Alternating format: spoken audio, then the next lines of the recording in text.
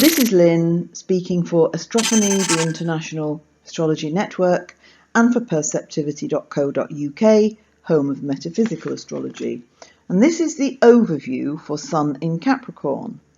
And the Sun enters Capricorn this year, 2015, on the 22nd of December and remains until the 20th of January.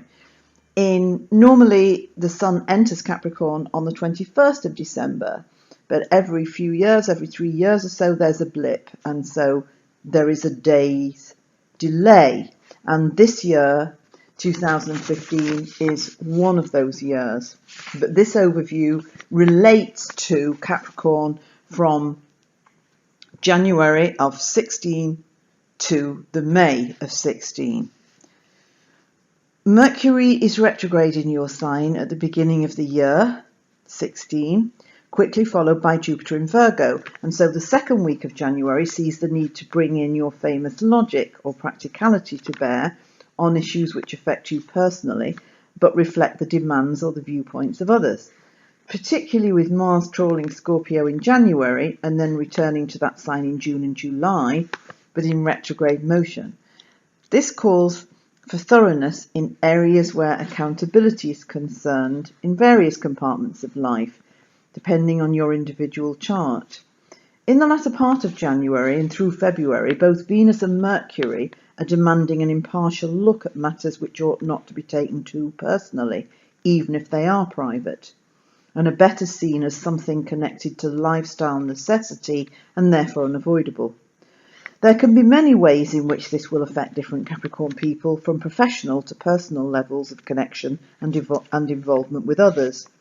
But the second Mercury retrograde motion in late April in Taurus will reveal yet another chapter on the same or similar issues, when you have either more leeway or better areas of self-expression within it.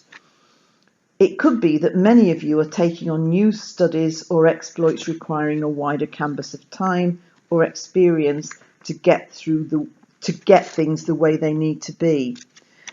The presence of your Sun ruler Saturn in your 12th house of Sagittarius is now going direct and set for a 2-year journey and bringing up matters you cannot perhaps openly or directly control until maybe mid-March.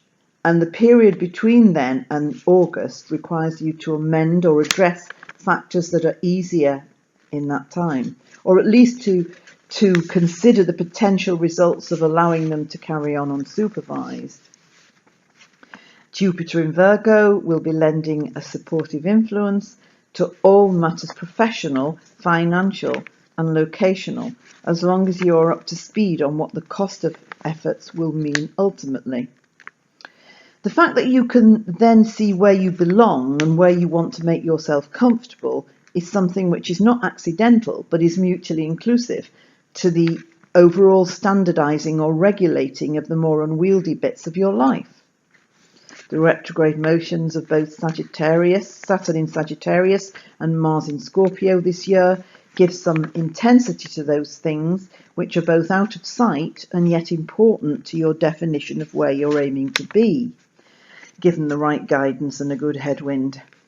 It's time to take more control for sure, but you may have to wait until July before there is a better grip on what has become elusive or hard to pinpoint. It isn't so much that people are avoiding being explicit, it's more that they don't know what you want. Perhaps you don't know yourself. Or perhaps there is just too much emphasis placed on being sure or on preparation as a way of delaying the real starting point of the plan. A conjunction between Saturn and Mars in Sagittarius in late August, just before Mercury retrogrades again, may prevent you from giving too much credence or too much of your energy and heart to things that require a better perspective or a stronger foothold before you venture forth. As frustrating as all this may be, it is for the best, as October will reveal to you, if you can control the urge to rush before then. It's that month which lends the control to situations which have been lacking that quality. 2016 is a time of some reversals and some about faces for Capricorns. But what you thought of as disadvantages may in fact be revealed as the opposite, while some potential advantages don't materialise as such. You just have to be careful how you reroute your power bases so as not to short-circuit some of the well-established connections which are serving you well. It's tricky, but it's nothing you can't handle if you're careful. Join us in May for the next update, and if you would like to know more about our astrological services, both professional, personal, then please visit us at perceptivity.co.uk to find out more.